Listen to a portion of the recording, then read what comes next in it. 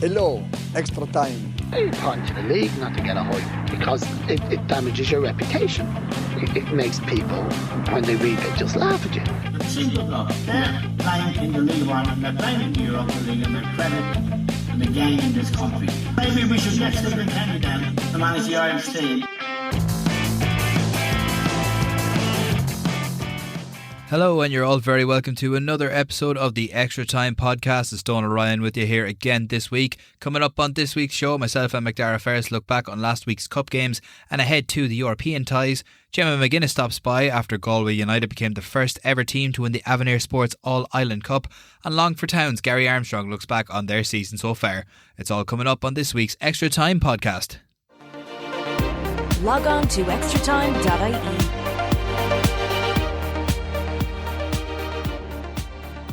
Yes, this is the extratime.com podcast. As I said, it's Dónal Ryan here with you again this week, and I'm joined now to look back on the cup games, look ahead to the European games by Macdara Ferris. Macdara, thanks for joining us.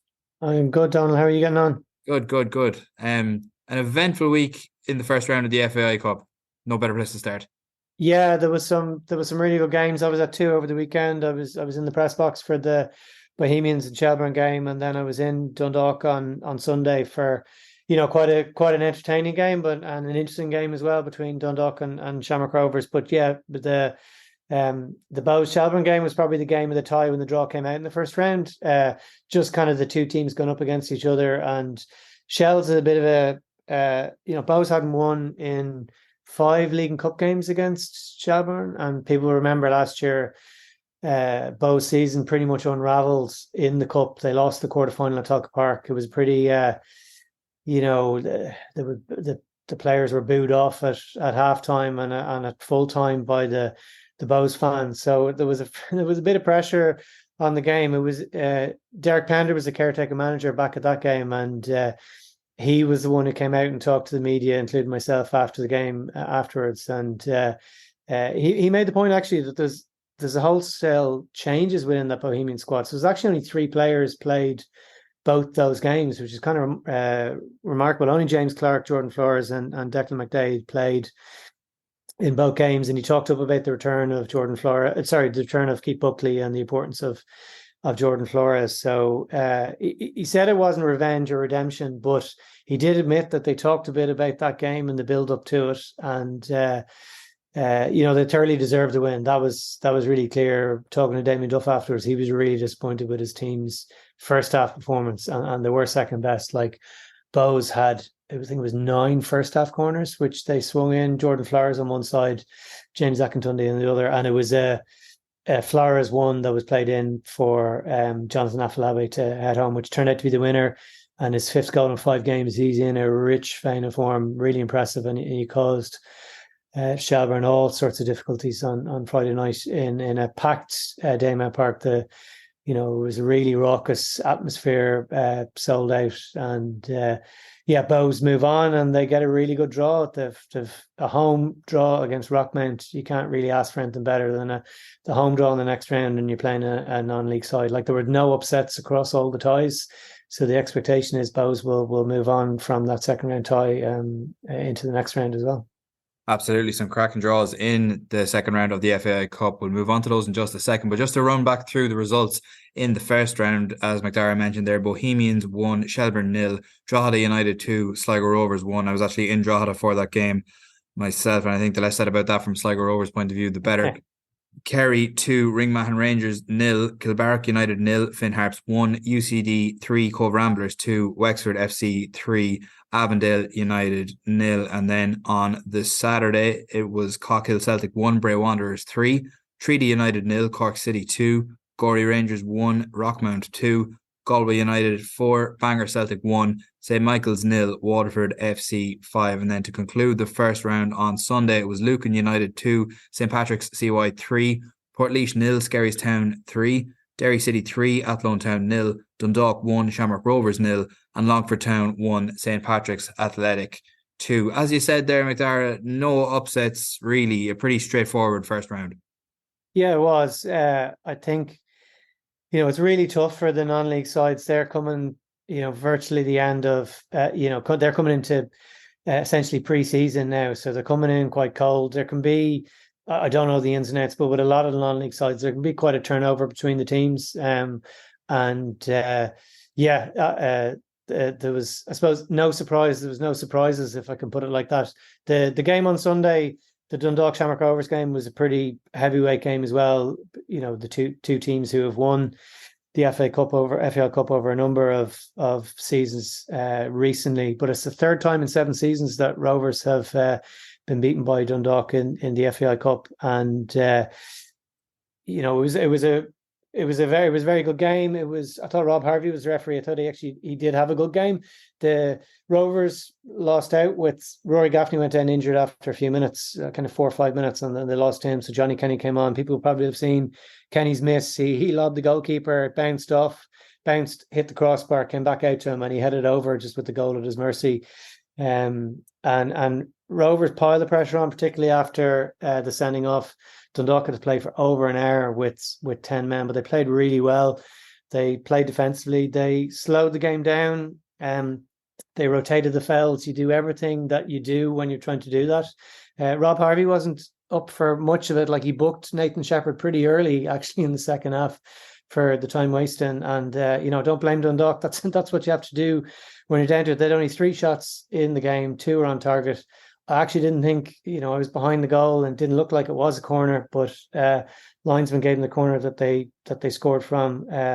Rovers piled on the pressure. They had 22 shots, 9 on target. But Shepherd made some really good saves. There was one cleared off the line, but there were probably saves that you'd expect a good goalkeeper like he is to make. While Rovers did create a lot of chances, they didn't create super clear-cut ones, if you like. Their XG was still 3, but you expect that when, I think they'd over 60% of the ball, but that's what's going to happen. And then, just looking at the draw, Derry City. Sorry, I'm talking ahead, Dónal. I'm maybe stealing your thunder on the draw, but Derry City are playing St. Patrick's Athletic in the next round, so one of those 2 teams is going to go out, and the top 3 teams qualify for Europe, and fourth is good enough if one of the FAI Cup winners is in the top 4 position. So that FA Cup winner is not going to be Shamrock Rovers, and is not going to be one of Derry City and St. Patrick's Athletic. So it's actually opening up potentially the 4th place cup winner to qualify for Europe. It'll just because one of the big teams has gone out when Dundalk played Shamrock Rovers, and one of the big teams will go out in the next round between Derry City and St. Patrick's Athletic.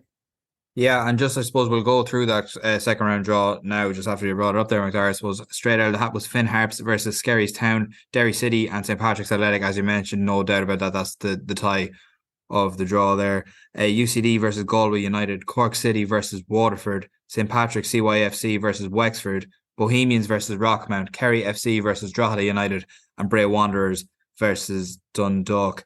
You mentioned it there, Macdara, like, big teams will be going out of this tournament very early on this season. Like, it could open up for the likes of a team in form, like a Galway United or a Waterford, say, to go on our cup run this year.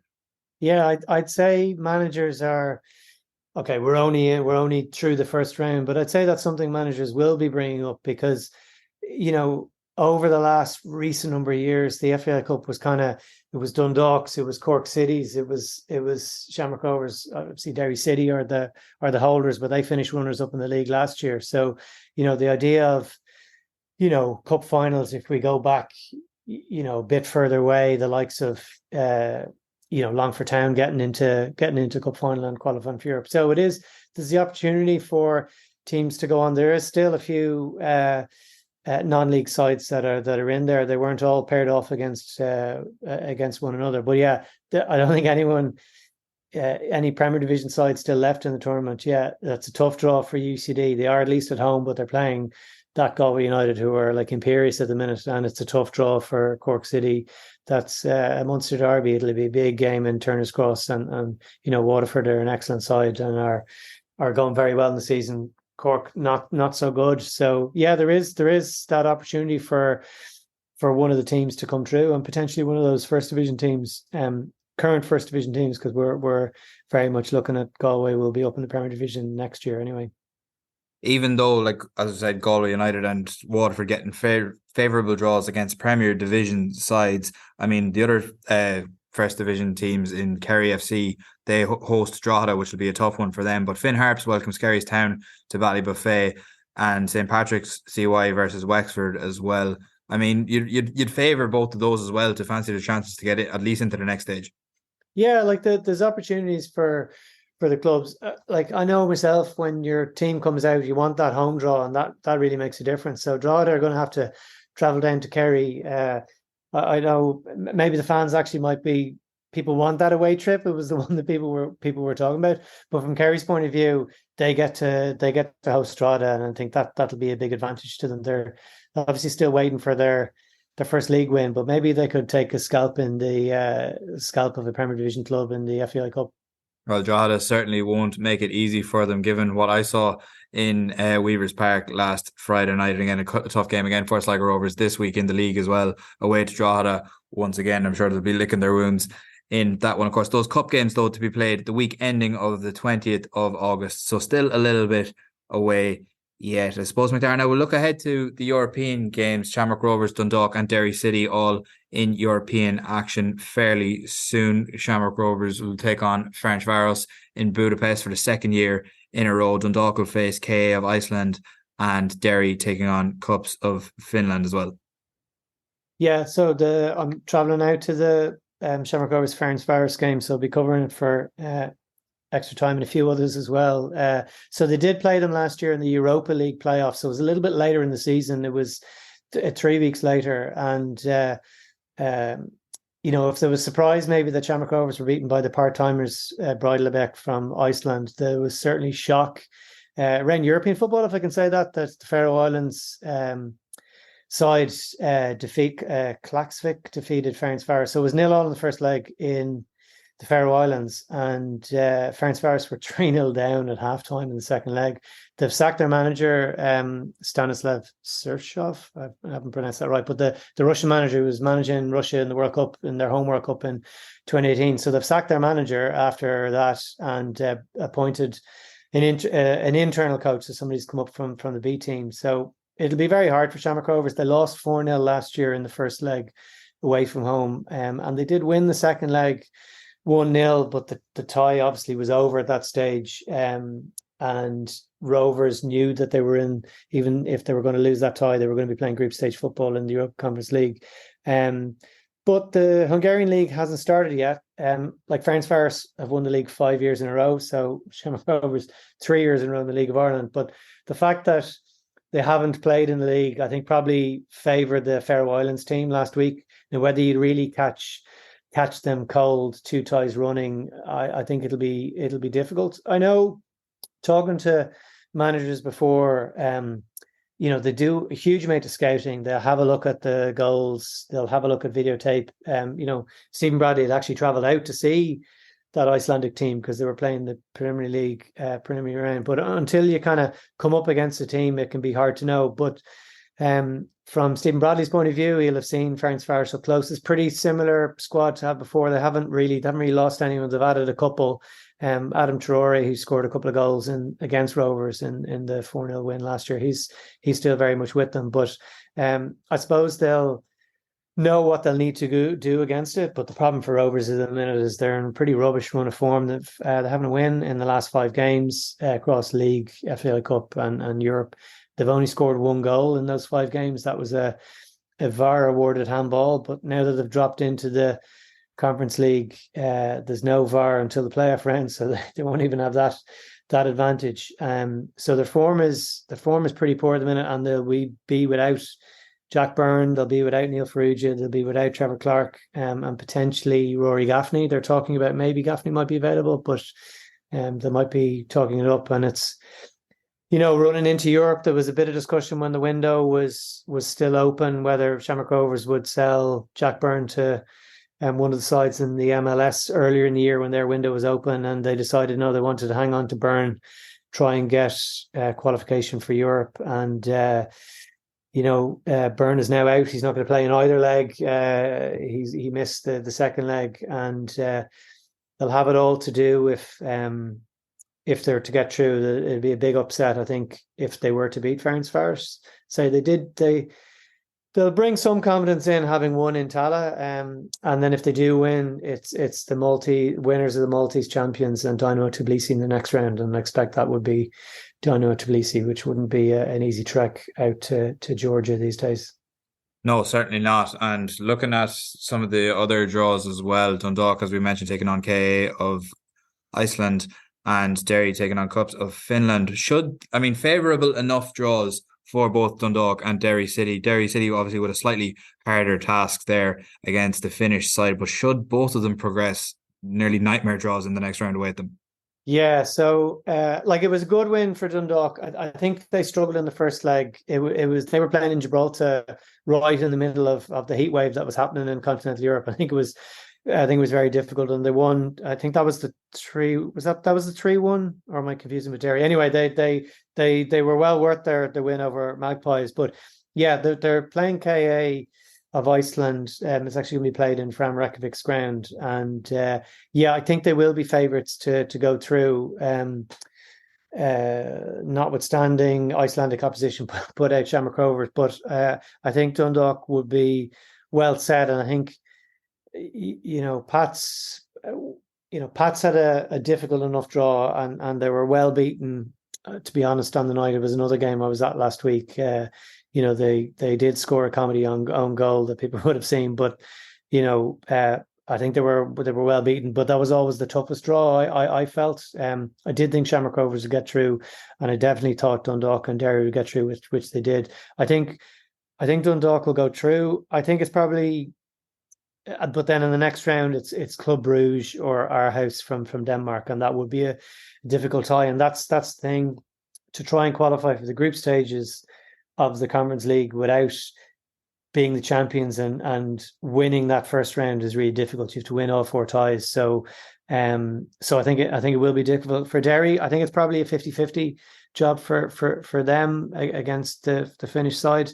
And should they go through, again, very difficult. You said it there, very difficult task, because next up would be the winners of Kostanay, I think they are from, I think it's Kazakhstan, or Basel. So you'd expect to be the Swiss side. But either way, I just had a look at the money, how much they've earned over the last. So St. Pat's exit with just $250,000. I'm sure other Premier Division clubs would love to have that money, but they got the basic amount, which was $250,000. Dundalk and Derry have banked $550,000. So if they go out in this next round over the next fortnight, they'll bank $550,000. But if they can get through to the third round, that would bring it up. They'd get another $300,000, so bring it up to $850,000, which will probably be more than Shamrock Rovers learn. So Rovers, if they get beaten by Ferris, they'll exit out of Europe with €810,000. So they get a parachute payment as any domestic champion that doesn't qualify for the group stages. Of any of the group stages, they get $260,000 as a parachute payment. So if they exit it at the hands of Ferris, it'll be $810,000, which is less than a quarter than they got last year. So they'd be exiting Europe after 4 games. Compared to last year, they played 14 games in Europe, a record amount, and they earned just under $4 million. It was something like $3.94 million that they earned. Although they are due a slice of TV pie. I'm keeping an eye on UEFA. They'll put it out, and there'll be a slice of TV money. I remember back when Shamrock Rovers qualified for the group stages in 2011, the prize money was about $1.5 million or whatever, and then it's about 12 months after when it finished, UEFA contacted the club and offered them, well, not offered them, but said, this is the TV money that was coming your way, and I believe they were a little bit surprised. They didn't realize actually this money was coming their way. So so there's a decent slice. We'll come to that. It's worth a 6-figure sum, but that's the contrast between winning the first round last year and guaranteeing them 4 rounds and going out in the first round. But if they do beat Ferris, it would get their earnings over I think it'd be 1.1 million. So just to give an idea of where the prize money and what the players are paying for, and generally the contracts will be the players get a proportion of that. So it's obviously in their interest. They want to progress well and play in these teams, but it's also in their financial interest as well to get through. And from a club's point of view, it's to bring sold out games to their grounds as well. Like, it was brilliant in Pats last week against that Luxembourg side, even though it was UEFA restricted attendance of I think it was about 2,500, I think it was, but it was a really, really good atmosphere, and it was a really, really entertaining game. So generally what the clubs try to do is maximize their gate receipts, and that essentially pays for the travel, which can be quite expensive, but it isn't as expensive as last year. It's a bit easier to get charter flights than it was 12 months ago. I noticed Shamrock Rovers have been flying out of Dublin Airport and not Shannon Airport or Knock Airport, as it was last year, as Pats went out of Knock and various places like that. So a little bit easier from that point of view this year. Yeah, you won't beat Knock Airport for the handy out flights like that. But it really shows, as you said there, Macdara, that how important it is to win that first round, or to give yourself a chance of making some serious money out of Europe. But also, alluding back to what you said there, it really just shows how much luck you actually need. You need the draws to go your way. If you're the draw, no, that's exactly it. Like, you look at when I'm always having a look at 8 o'clock in the morning, the day of the draw, looking at UEFA, seeing what it's just cut down to. They put them in typically 5 pots, and you look at it and you go, God, that's a tough draw for Derry if they come against this. Or when I saw the pots that Dundalk got, I was like, yeah, that'd be a great tie if they can get that. And it comes down to the look of the draw, and particularly in the Champions League, if you're seeded, and it hasn't been a good year so far. Excuse me, from the coefficient point of view.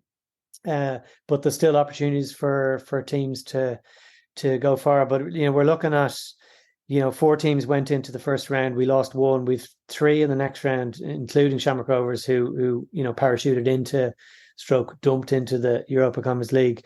You've got 3 in this second round. I think if you had 2 going through to the third round, I think that'd be good. And I think that's it. I don't think there'll have to be a big upset if we see any League of Ireland side get into the playoff round. But to say, it's very, very difficult for any side coming in the first round of the Europa Conference League to get anywhere near that. Now, we did get through a couple of clubs going to the third round last year, which was great.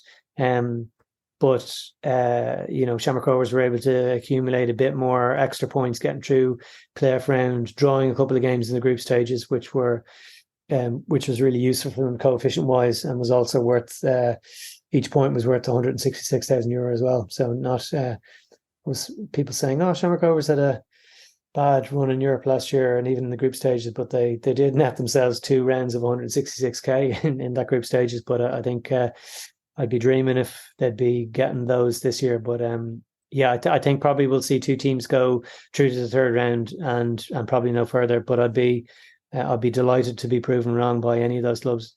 Yeah, stranger things have certainly happened. As we're recording here on Tuesday evening, Macdara, you have a big trip ahead of you to Budapest, so we won't keep you any longer. Thanks very much for joining us this week. Thanks, Dónal. I enjoyed talking through all that. Yeah, Europe, coupling Europe and FAI Cup weekend at the same time. Yeah, it's brilliant. You're listening to the ExtraTime.ie Sportscast. This is the ExtraTime.com podcast, and fresh from winning the first ever Avenir Sports All-Ireland Cup. We're delighted to have Gemma McGuinness on with us. Gemma, how are you? Thanks very much, Dónal. Yeah, I'm good. I'm feeling a bit tired after the celebrations, and but obviously it was a fantastic day for everybody, and we're overwhelmed, I suppose, by a lot of different reasons. There's the support that we had in the showgrounds was unbelievable, and from the local fans, from the parents, the extra community that came out, and for us it made all the difference, and I think it really added to the celebrations then last night. So feeling good today. Yeah, and a crowd of almost 600 in the showgrounds for like a showpiece final like that. I'd say they really made their presence felt. It really did. That's what I said, and a couple of people yesterday. Like, just even in the last 20 minutes when you're starting to feel it in the legs, like hearing individual people's names and driving everybody on. Like, I can't even describe how it adds to this unknown energy that you have within you to kind of get that extra run, the extra sprint. So it really is felt and heard, and it makes all the difference. And it's not something that I don't think that comes lightly, because you can play games that don't have a lot of people, especially in the women's game in Ireland. Like, you could go to a game and not have, you might have 50, 60 people there, if even. And to sense what it's like when you've got a massive crowd like that, and hopefully, we do push on for even more than that, but to sense what it feels like to add to your performance is incredible. So it's very grateful for the support that we had for the occasion. And just from a Galway point of view, Gemma, how have attendances been across the season so far? It definitely started off like the same as Rovers last season as well. It started off well, and it does dip, and I think now this really sets the scene for pushing for more going forward. I think people start, every time that there was something that was said as well yesterday, was every time someone kind of had come to watch one of our games at home, they did stay and kept that up throughout the rest of the home games, because they seen the kind of way that we play, and that we're not just here to, I suppose, take part in anything. We have a style of football that we're trying to play, and that really shines through. So, and I think it's exciting even for the younger girls to see that, look, this is something that you can, like someday they could be playing on the pitch for Galway United, for any League of Ireland team. So it's certainly something that we're looking to continue to build now, especially after what we've just achieved, and just to drive the game on in general. So yeah, it's hasn't been great attendance, but yeah, hopefully it will pick up. And just on the final itself, yesterday, we're recording, of course, here on Monday evening, but it was a moment of magic from yourself that was the difference in the end of what seemed like a really tough battle for both teams. Yeah, it was an end-to-end match the whole way through. There was no real clear sign of either team kind of having you couldn't really say you were confident in either team taking it home, but I think both teams battled hard, and it was an early goal, so that kind of you get a bit of excitement and energy for going into the first half, but until there's a second goal there, you can't really sit and play kind of with any kind of clear confidence in you taking it home. But I think it set us up well. I seen the keeper off the line. I took the opportunity, but there was plenty more opportunities we probably should have capitalised on. I had a few more after that and before that. So it's just one of them games that, like, we were delighted to take, like, the defence, credit to them, and our goalkeeper Jess, like, to keep us in the game and come away with a clean sheet. Like, it really was from everybody in the squad, but it absolutely, like, the defence can't highlight that enough. Like, it's all right getting a goal, but you need to kind of keep a clean sheet to keep the win. Yeah, and Galway have shown on a number of occasions this season that their defence has proven to be quite solid. Yeah, it's something that we're really setting out, is kind of like this idea of keeping clean sheets. It's something that we're certainly looking at to avoid making silly mistakes and anything kind of individual mistakes that we've made. We've looked back, reviewed, and seen how we could kind of develop and make sure that they don't happen again. But like I said, we have this style of football that we're trying to play. So the way that we view games is more so just looking at individual roles, and then collectively as a team, what's our process, what kind of things, what are our aims within games, rather than thinking let's avoid goals and let's score goals. That's outcome based. But yeah, we're focusing on what we have to do on the field, and it really is working for us anyway so far. Yeah, it certainly seems to be paying dividends for Galway. It's been a fantastic season for Galway United so far in the women's Premier Division, but a fantastic season for yourself as well. I mean, it seems like you've just been scoring goals for fun this season. I think I eased into it at the start of the season. It wasn't. I think I was kind of going through a bit of a period where I was just, I don't know, struggling. But I think that's a mindset thing. Once you gain a bit of confidence, then and prove to yourself that you can put it in the back of the net, that starts to, it helps a lot. But I think it's what's laid in front of you. So like we've got players that can play the ball through. We've got players that can, it's the build up from the back that really provides. I kind of just finish it off sometimes, not all the time, but yeah, I'm delighted with the goal yesterday. Obviously, it's fantastic, but I don't know. There's something about yesterday where I didn't want to take anything away from the performance that was put on from all the girls. So it's great to get those kind of things and get recognised. But to me, it's just about the performance in the squad and that winning feeling. It was quite an opportunistic strike, though. I mean, once you saw the keeper off your line, was that the ultimate, the main goal was just like get it in, lift it over the defence, and just try and make it. I seen Lindsay put the pressure on the keeper, she made the choice. It was one of the things that we kind of noticed in the pre-match is that she actually didn't come off her line. So there was this opportunity. I seen her come out.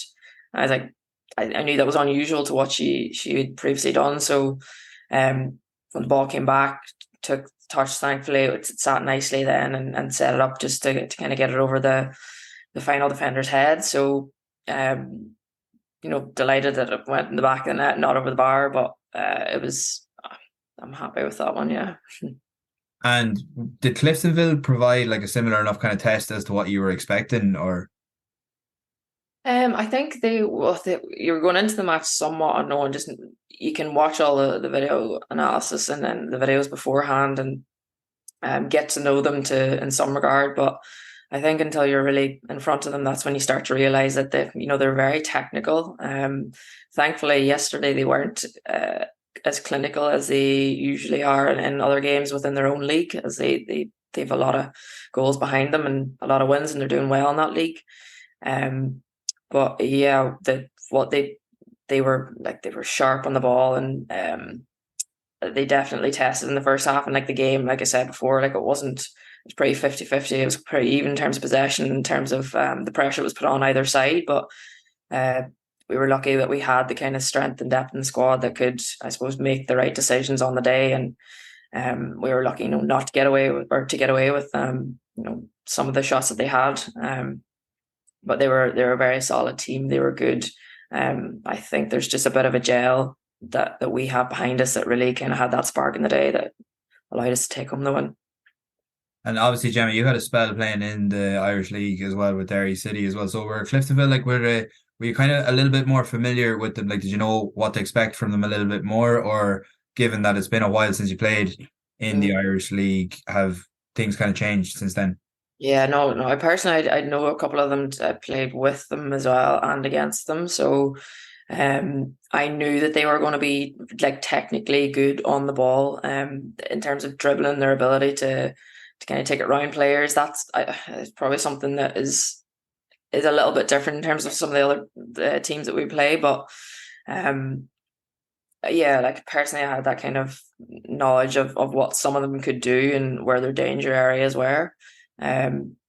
But yeah, I feel like as a team, it's just very hard to judge. They have changed quite a bit when I played with Derry City. But I always knew that there was going to be threats and dangers within the squad, and there was. Like, they showed that in the day. But yeah. And you're making a knack of scoring big goals, Gemma. I mean, you scored the goal yesterday in the final to win the first ever All-Ireland Cup. You also last year you scored Sligo Rovers' first goal ever in the women's Premier Division. I mean, you're making a habit of it now. I don't know.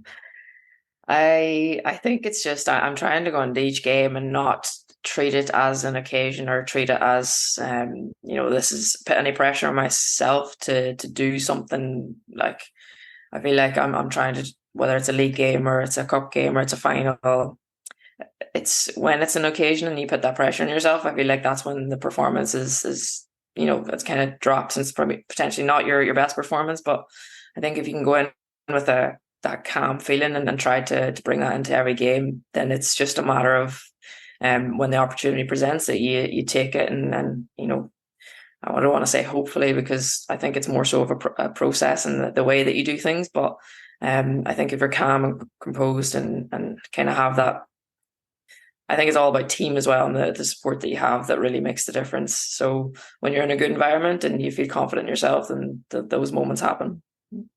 And you mentioned there a couple of minutes ago, Gemma, that like at the start of the season you felt like you were kind of struggling a little bit. Was that just more of a from a performance point of view on the pitch, or like as soon as you started scoring a bit more freely, your confidence went up? Was that kind of what that related to, or? Yeah, I think it's a probably a lot of factors that add to that. So coming into a new squad, there's the component. I came in late. I didn't really have a pre-season with Galway, so there was a lot of aspects in terms of getting to know players around me and what way they move and what way the ball's going to kind of fall to me. I think there's a lot of factors to that, and yeah, confidence in myself in terms of, I suppose, getting back into. Yeah, I'd say a lot of it was just more so the new environment and like I said, the mindset side of things. So even in training, I could feel there was weeks where I was like, why is the ball not going to the back of the net? But I think it kind of came then whenever the team started to come together and I could kind of realize what my role within this. I feel like I have a change of position this season as well. Like a more I feel like I'm a attacker now in terms of like I'm up front, whereas last season I felt like I was was more of a winger at a different role. So there was a lot of adjustments at the start of the season, and I think it just took time to kind of find my feet and kind of have that confidence in terms of what I need to do. Yeah. And which do you prefer? Do you prefer kind of being drifting out wide, or do you prefer being that target up the top? Yeah, it's I'm really enjoying it now at the minute to kind of being that target at the top. But like if there's play two up front, but I play kind of more. I do play out the left still and hold that width. So I really like that coming in the inside. I feel like I can do that well. So it's when I was playing out wide last season, like I loved it. Like I could fall into a role, and if I have a job to do, I'll do it. But right at the minute, like I'm enjoying being up top and linking up with some of the players around me, like getting to know what other players do. I feel like once you kind of find the flow with that, it makes it a lot more enjoyable. Yeah. And one thing you've mentioned throughout the course of this interview so far, Gemma, anyways, the word performance. Obviously, a performance nutritionist is your job outside of football. That's quite beneficial. I mean, the two things kind of go hand in hand, really. Yeah, I think a big part of the way I live my life and I know I suppose call it a job, but there's a lot of aspects to it that it's just, I suppose, showing the way I live and showing how it can help with, I wouldn't say performance, but more so just like things like having energy and understanding that all these things connect. So yeah, but a lot of the work that I do it's very helpful when you can have the personal insights into how this really can affect your ability to perform, whether it's in your job or perform on the pitch or in a race or whatever it might be. So yeah, it's a really enjoyable. Right now, I'm trying to be present with it all and realize that you're not going to be playing for forever.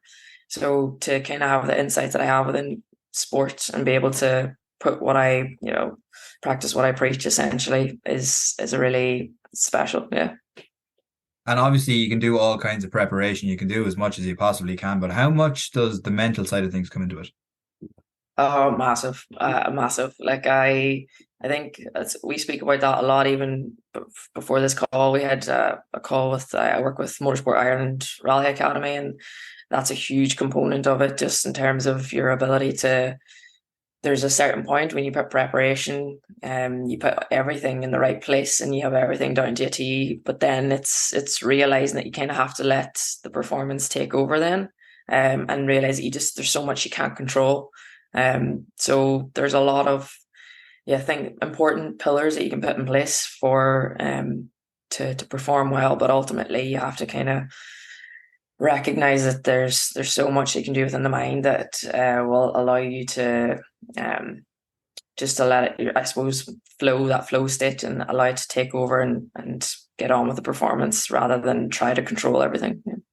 And do you think that there's enough emphasis on the mental side of things in football at the moment? Or like obviously it's improved over the last couple of years and there's been a lot of talk around mental health but like even from just performance point of view? Do you think that there is enough emphasis on that? I think there can always be more. Like I talked about just that, even gaining confidence and scoring goals. Like that, I feel like a lot of that comes with the support and the environment that you have around you. So there's so many aspects to it in terms of what you can do personally in your own life to help with feeling confident in your own self and your performance. But then it's so important that you have the environment around you that's also supporting that. So it's not, I suppose it's not just a matter of taking ownership and doing the things that you can do yourself. It's what can a team do to support that? What can the management put in place for players to feel heard, to feel supported, to know exactly that who they can talk to and what they can talk to them about. And I think there's just a lot of pillars to it, and I certainly think that there's so much more that can be done. I won't just say in the women's game, but in any sport to support a player and their developing their self-talk, developing how to handle challenging situations, because it all really matters in terms of a person's ability to perform. Yeah. And you've highlighted the importance of being in a good environment as well. I think that's really something that's evident around Galway United at the minute, both in the men's team and the women's team. Obviously, great success for the women's team at the weekend, the men's team flying at the top of the first division as well. Was it easy to kind of settle into that environment, or was that something that was there from the very start of the season, or has it just kind of gathered momentum as the seasons have gone on and the performances have just been getting better? Yeah, I think from the very start, it was certainly easy to come into the group. For me personally, I felt, even the first couple of weeks, everyone was quite welcoming. But in terms of like when that all gels together, I think that takes time for everyone to really understand what we're trying to do here. And I think it takes a special kind of group to really buy into the process. And I think you can have a couple of key players that can really understand, what it takes to build something. But unless you've got the whole team kind of bought into that process, and I think we're really lucky with the girls that we have in the squad that they're some of the mindsets of the younger players is incredible to watch. Just recognize that they can see something that's not just this season. It's so much more than that.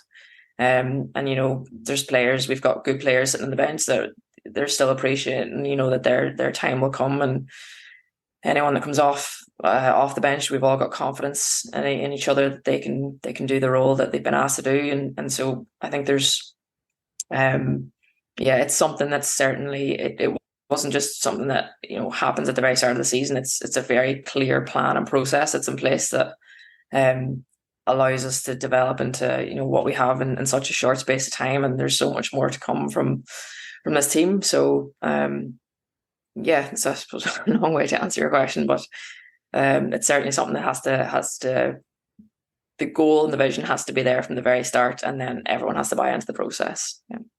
We had Phil on with us last week, and we briefly discussed like the amalgamation of Galway WFC and Galway United, now both the men and the women's team playing under the same kind of umbrella.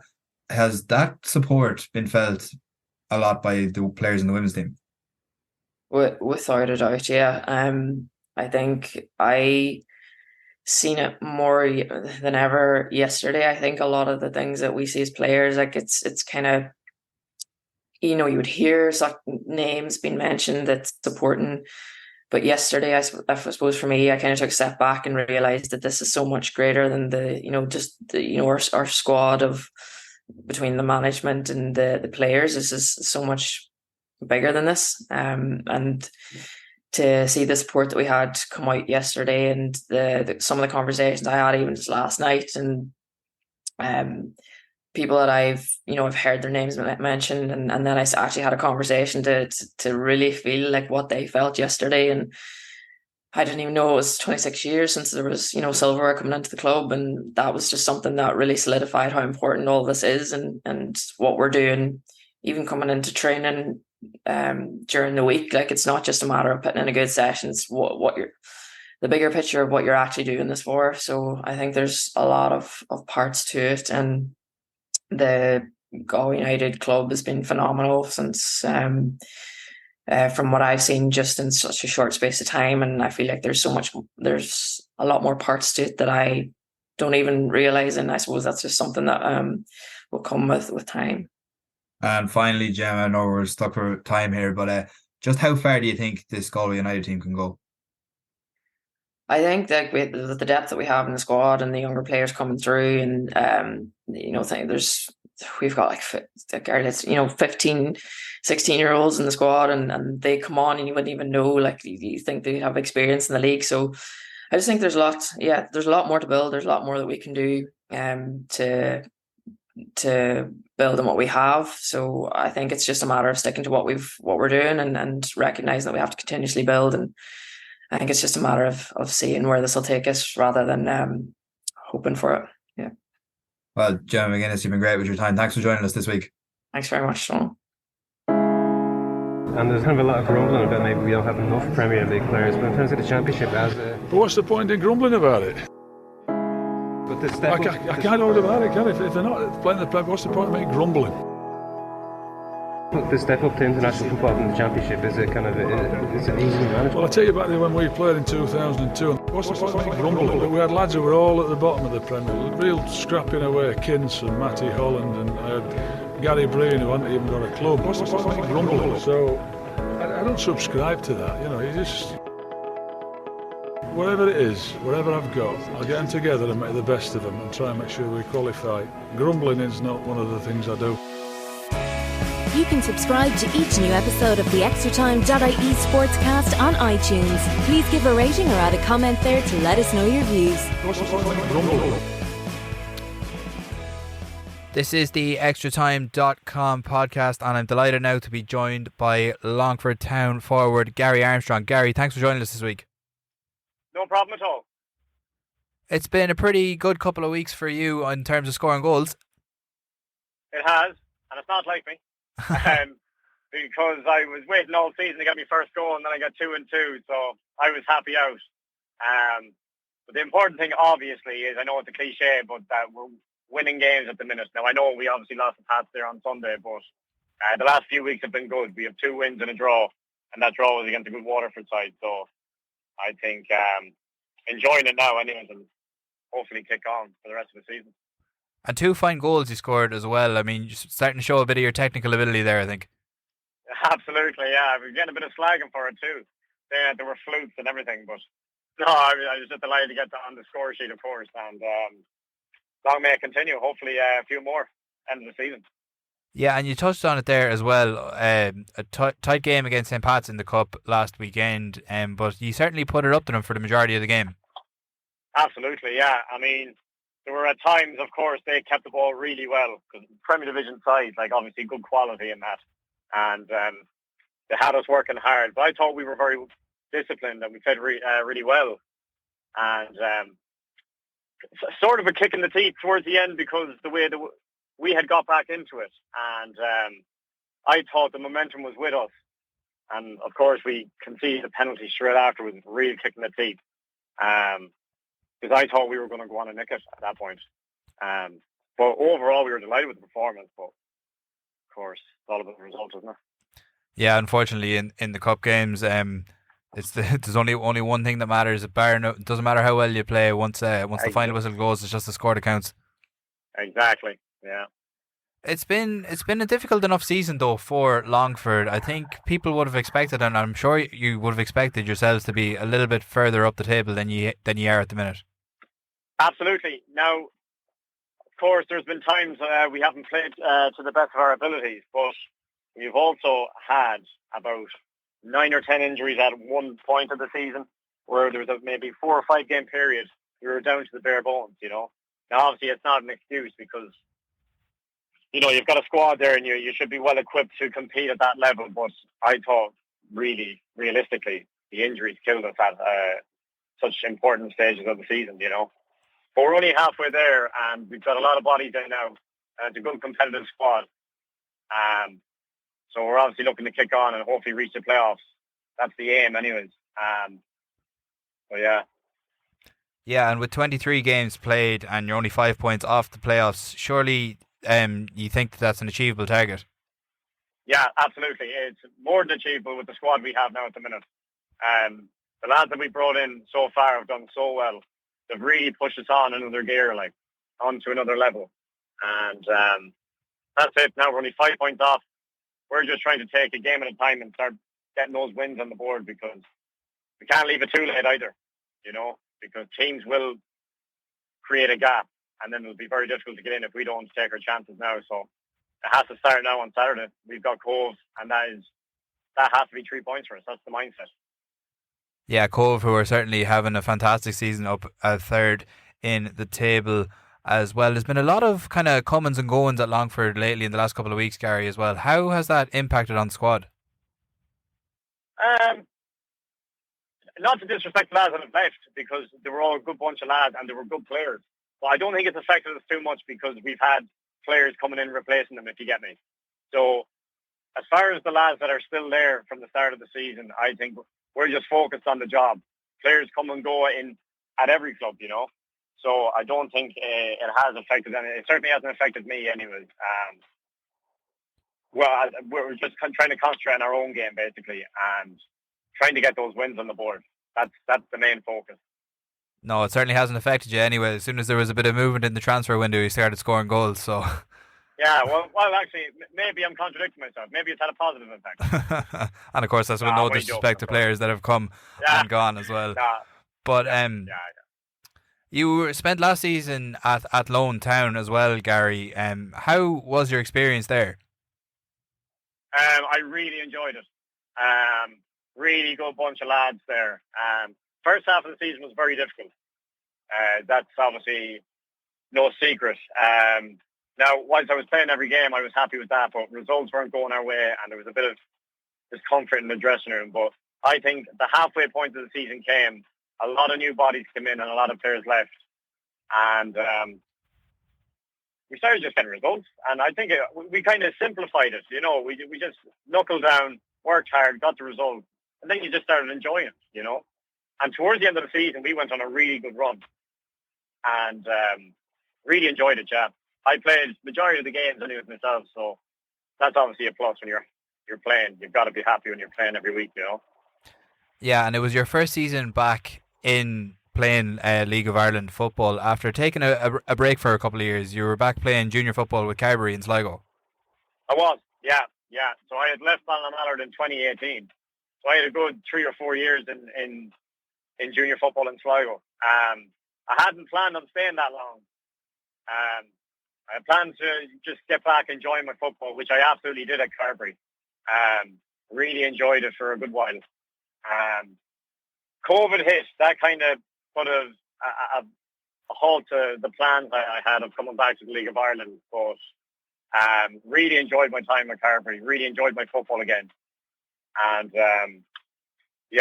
so signed for Athlone then in 2022. So I had a good 3 or 4 years in Sligo. And when you did join Athlone, Gary, was it a case of you were kind of just waiting for the right offer, or was it Athlone came and you're like, this is a chance I just can't turn down? Yeah, pretty much. Yeah. It was an opportunity I didn't want to turn down, because I was 25 years old, turning 26, and I thought this is the time now that I have to kick on, because there was a while back in 2018 I probably had given up on playing League of Ireland football in my own mind. And when I went back playing junior football, it was to just simply play every week and enjoy it. And I did that successfully, and I was delighted with that. It came to a certain point where I just wanted to get back into the League of Ireland. I wanted to kickstart my career again, basically. And so far, touch wood, it's going that way. Anyways, at the minute, I had a successful season with Athlone last season, and I'm playing every week this season with Longford, and I plan to continue that, keep working hard and keep progressing, and it's as simple as that. And as you said, you're quite happy with how both the last season and this season have gone from a personal point of view. Would you be looking at making eyes to make a move to the Premier Division, or are you kind of happy with the level you're playing at the moment? No, I'd love to play Premier Division. That's whether it be Longford or any other team. That's the aim is to keep on pushing as high as I can go. It's as simple as that. I want to really test myself now. I'm heading into a good 3 or 4 year period now of my career where I can feel I can push on. And again, as I said, whether that be with Longford, anyone else, I don't mind who it is. I just want to test myself and play at the highest level I can, like anybody would, you know.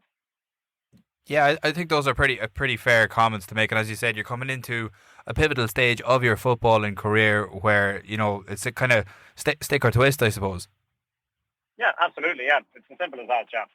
I'm very happy here at Longford at the minute. We have aspirations of going up this season. We want to reach the playoffs and win the playoffs and play in the Premier Division football. Simple as that. And as we said already, you certainly feel like that's a very achievable target. We had your manager Stephen Henderson on the podcast with us a couple of weeks ago. Quite a charismatic man. How have you found playing under him this year? Yeah, I've enjoyed it. Yeah, it's my first time working with Hendo, and I've really enjoyed it. He's got a good group of lads there together. He's obviously got Wayne Groves and Gavin Pears as well. I know Pearsy from my time at Sligo Rovers as well. So it's a good group there. And he's done very well so far assembling that squad. There seems to be quite a good a gel amongst the squad as well, both between the coaching staff and the playing staff. Yeah, absolutely, yeah. Yeah. We all have the same goal in mind, and that is playoffs, promotion. That's what we want. I know it may sound ridiculous in the position we are in, but realistically, we're only a couple of wins away from the playoffs. So we all have the same aim. We all have the same goals. And that's what we're working towards. I suppose at the end of the day, it does really come down to whether everyone can buy into what the management team are trying to achieve or not at the end of the day. Absolutely, yeah, exactly. That's exactly it. And Gary, you touched on your own previous spell at Sligo Rovers as well. Obviously, you came through the ranks there. Your grandfather is a pretty famous name when it comes to Sligo Rovers. Obviously, the club's top scorer in history. Would you see yourself coming back to the showgrounds one day? That's not something I can really comment on now. I mean, if the offer came, of course, I mean, it would be an opportunity I'd have to think about.